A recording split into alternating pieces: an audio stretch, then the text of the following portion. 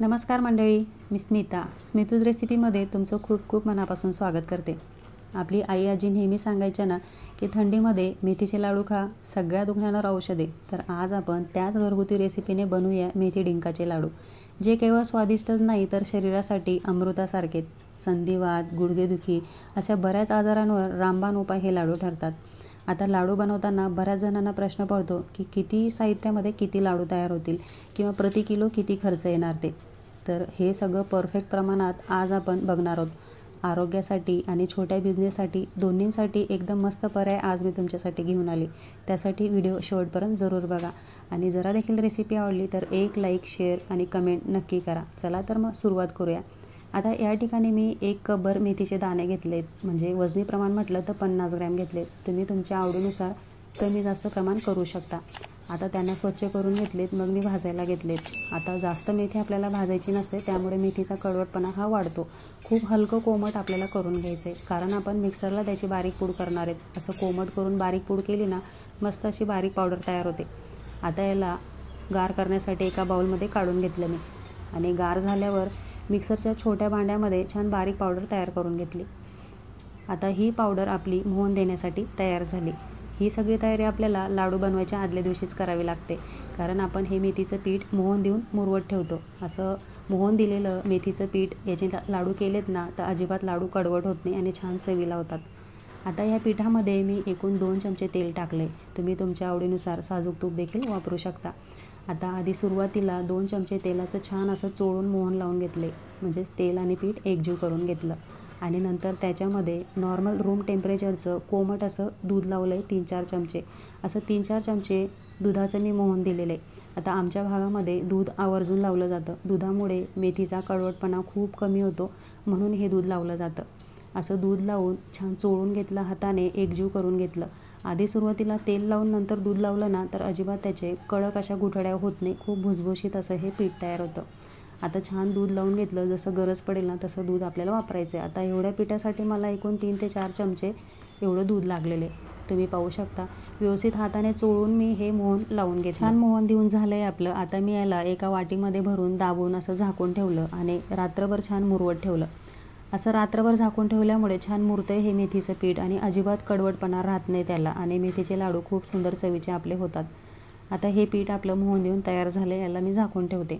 आता दुसऱ्या दिवशी सगळी तयारी करायच्या आधी मी सुरुवातीला याला मिक्सरला बारीक करून घेते, म्हणजे मिक्सरला बारीक केल्यामुळे अजिबात त्याच्यात काही गुठळी राहत नाही आणि छान असं मस्त भुसभुशीत आपलं पीठ तयार होतं। आता सुरुवातीला मी मेथीचं पीठ तयार करून घेतलं आणि बाकीचे सगळं साहित्य मोजून मापून काढून घेतलं, ते देखील तुम्हाला मी सांगते। तुम्ही पाहू शकता मेथीचं पीठ अगदी एकसारखं रवा टेक्स्चर असलेलं आपल्याला मिळालं आहे, म्हणजे आता हे लाडूसाठी वापरायला आपल्याला तयार झालं। याला नंतर आपण भाजून घेणार आहे, ते कधी तुम्हाला सांगतेच। आता गूळ घेतला आहे मी एकूण 750 ग्रॅम, म्हणजेच पाऊण किलो। त्याच्या समप्रमाणात तेल घेतले पाऊण किलो, म्हणजेच 750 ग्रॅम। आता गव्हाचं पीठ घेते मी एकूण, वजनी प्रमाण म्हटलं तर 500 ग्रॅम एकूण सगळी पीठं वापरणार आहे मी। आता हे गव्हाचं पीठ मी ओललेल्या गव्हाचं पीठ वापरते मी। ते कसं तयार करायचं याचा व्हिडिओ देखील मी चॅनलवर टाकला आहे, तुम्ही जरूर चेक करा किंवा डिस्क्रिप्शनमध्ये मी लिंक देणार आहे, ती चेक करा। आता मापटी प्रमाण म्हटलं तर एकूण सगळी पीठं म्हटली तर मी 2 पावशेर वापरणार आहे, म्हणजे 1 पावशेर गव्हाचं पीठ, 125 ग्रॅम मी राजगिरा पीठ वापरणार आहे आणि 125 ग्रॅम मी शिंगाडा पीठ वापरणार आहे।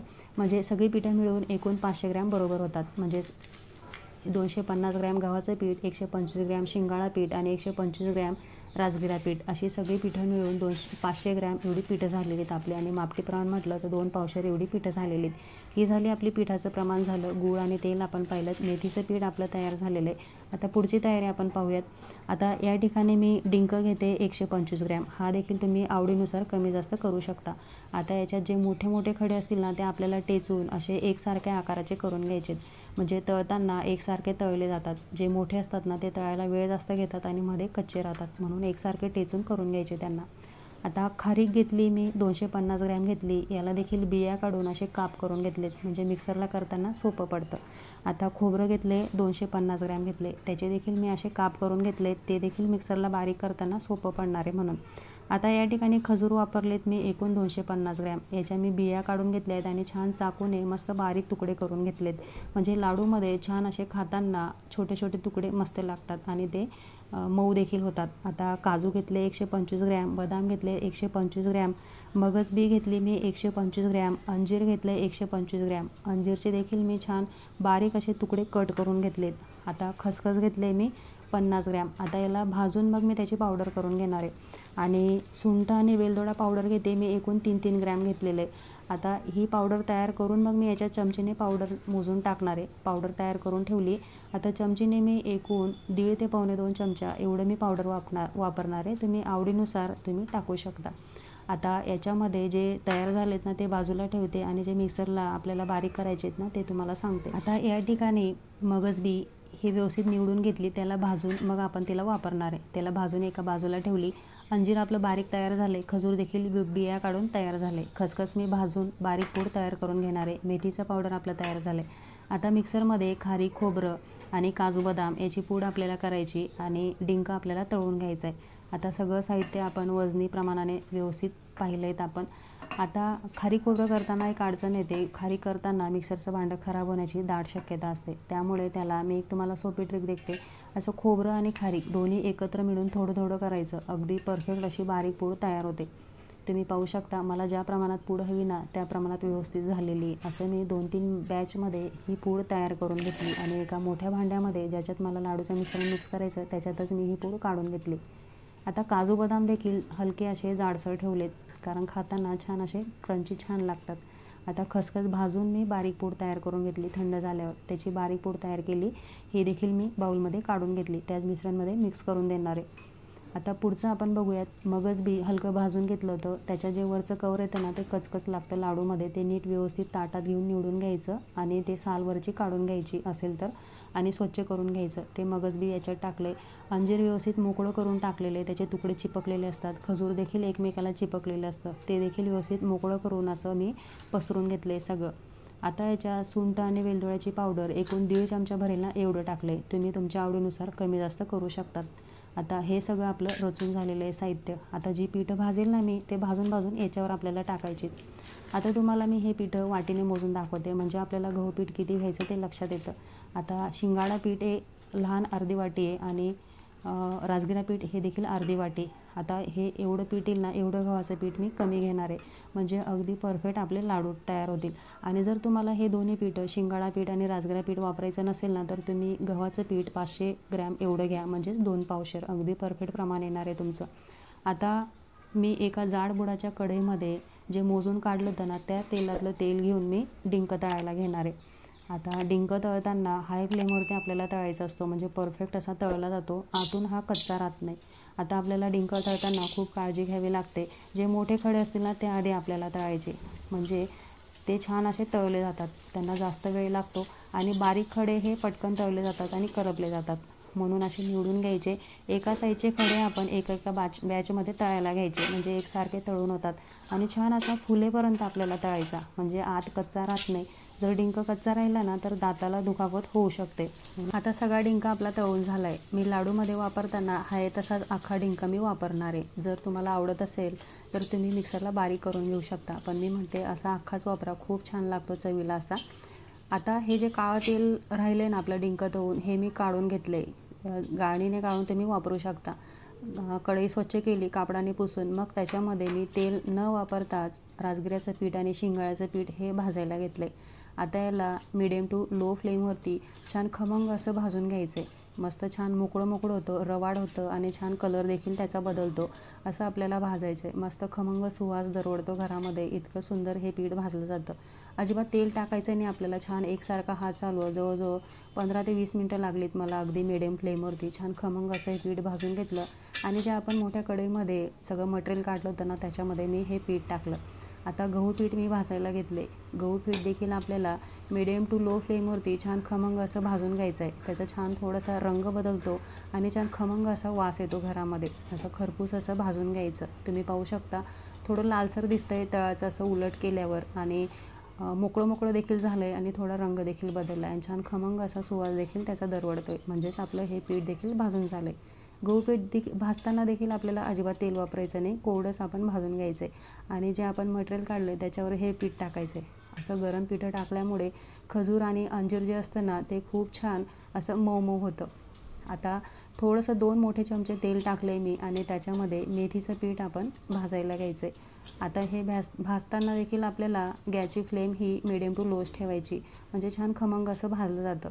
मस्त मोकळं होईपर्यंत आपल्याला भाजायचं आहे किंवा त्याचा असा चिवटपणा जातो ना तोवर आपल्याला भाजून घ्यायचं आहे. छान त्याचा खमंग वास येतो तोवर आपल्याला भाजायचं आहे.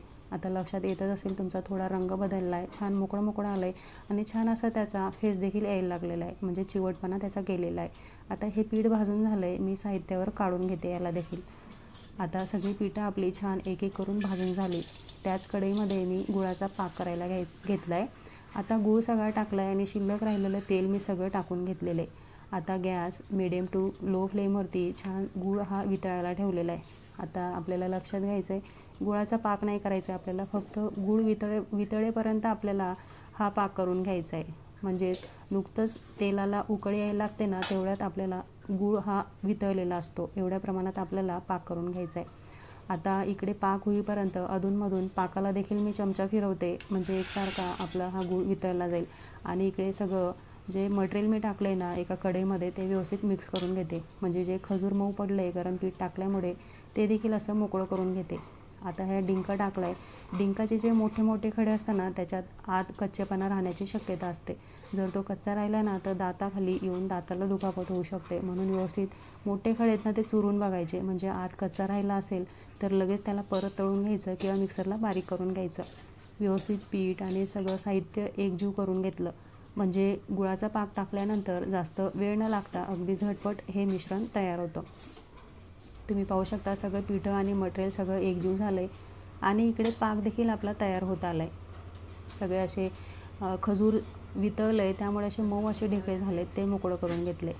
आता गूळ तुम्ही पाहू शकता अधूनमधून मी चमचा फिरवत होती, छान असा मोकळा व्हायला लागला आहे, गूळ वितळायला लागला आहे, त्याचे ढेकळे होते ते फुटायला लागलेत. एकसारखा चमचा फिरवत गोल फिरवत पटकन वितळतो हा गूळ. अजून थोडेफार खडे राहिले त्याच्यामध्ये, तुम्ही बघताय अजून उकळी आली नाही तेलाला.